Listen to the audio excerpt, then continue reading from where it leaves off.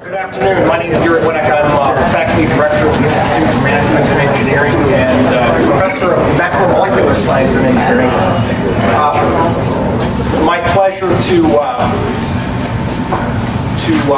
welcome everyone here to the culmination of our first day.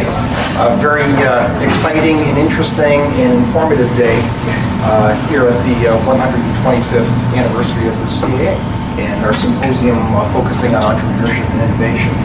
It's an especially great pleasure to introduce and welcome our distinguished panelists, all of whom are distinguished alumni, and I'm pleased to say over the last several years I've gotten a chance to meet them all.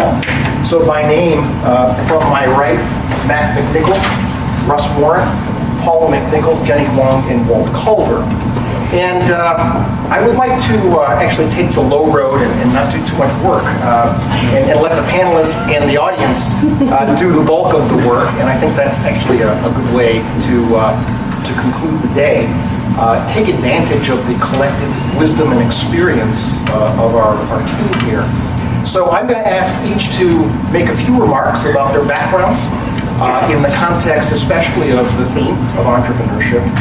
And then perhaps start with a question or two, but hopefully in short order the momentum will be carried by you and the audience, and we'll just open it up and take it in any direction that you think is interesting. So let's start with that. Okay, I'm Mac McNichols. You have the little brochure that's got our resumes in it, so there's no reason to read that to you. What it doesn't say in there, I'm more of an angel investor, though I've been a venture capitalist as well. And for the last 10 years, I've been helping lots of small businesses get started and move through their growth stages, trying to raise money for them and trying to teach them that there's things like cash flow, et cetera, et cetera. So we'll talk about some of those things. Okay. Is that listened to? We're back on schedule. I'm Russ Warren. You have my bio in the program as well, but in brief, I think my education here at Case really set me up for success, as it turns out, in a field, namely mergers and acquisition advisory services, that's very different than the pure engineering that I studied. But Case taught me how to think and how to approach an unfamiliar situation and get results, and I think that's what the entrepreneur is faced with every day.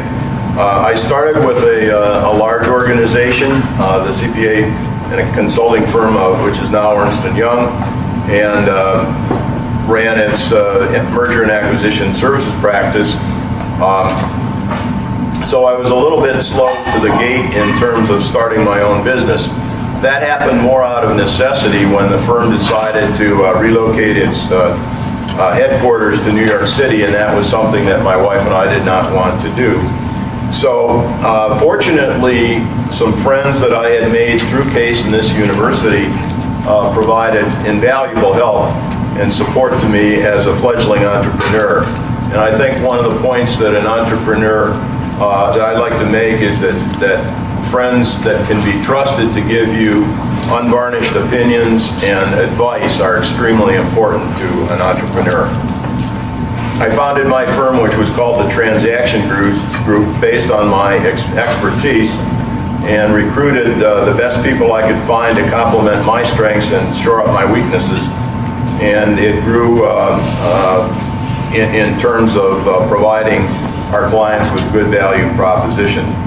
So that firm prospered for 21 years and was acquired in 2008 by a firm that I'm with now, EdgePoint Capital Advisors, and where today I'm fully engaged working with other entrepreneurs and prospective clients, mostly privately owned companies that want to grow and eventually find the right time and transaction to liquefy their interests and holdings. So the whole thing has turned out pretty well for me.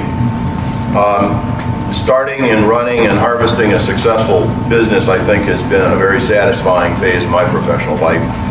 And I've been able to help some others achieve a measure of success as well.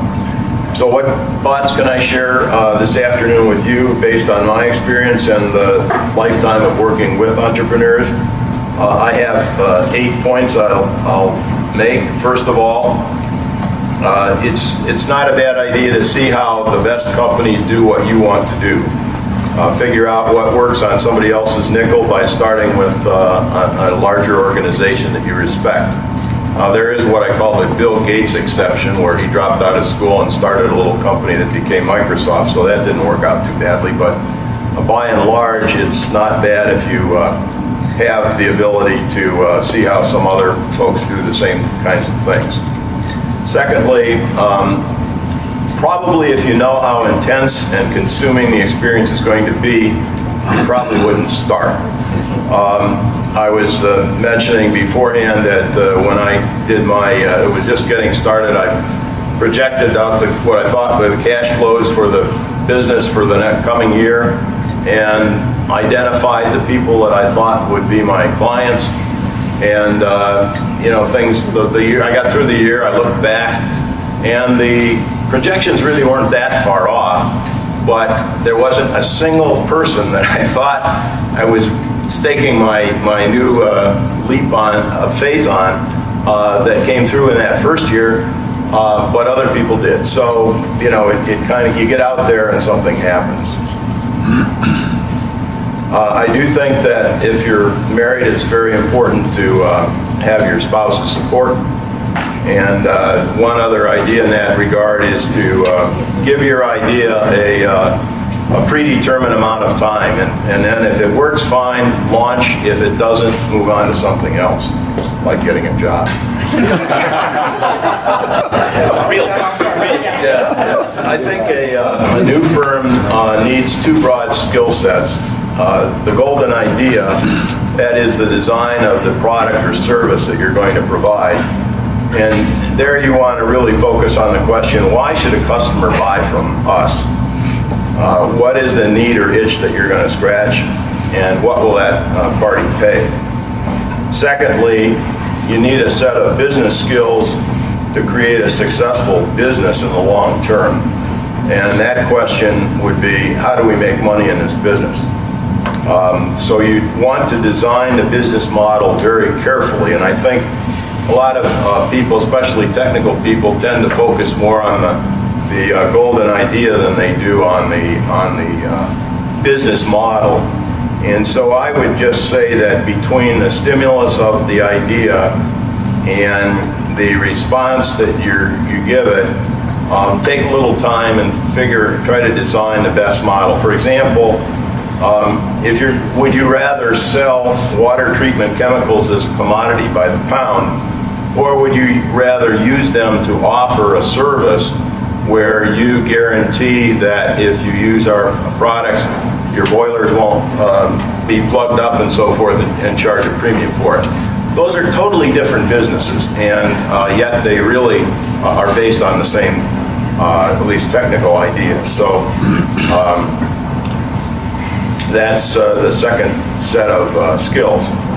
Fourthly, a new firm needs adequate capital to carry it to a positive cash flow situation.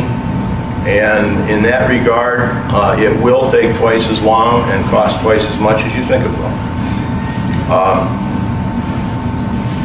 You find a reliable mentor who can tell it like it is.